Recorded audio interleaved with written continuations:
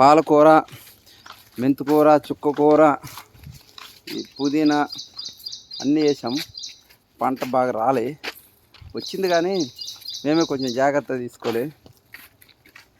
ఇప్పుడు ఇవన్నీ చేయాలి. చేయడానికి ఎవరైనా మనుషులు దొరుకుతారా? దొరికితే ఇక్కడ ఒక నెంబర్ చేస్తున్నాను. ఇది గట్కేసర్ల వర్క్, హైదరాబాద్లో. ఎవరైనా పని చేసేవాళ్ళు ఉంటే రండి. ఫుడ్ రూము మేము ఇస్తాము. ఇక్కడ పని చేసుకొని ఉండాలి. ఒక 2 ఫ్యామిలీలు అయితే ఓకే. రూములు ఉన్నాయి ఇక్కడ, మంచిగా పంటలు అవి పండించుకోవచ్చు.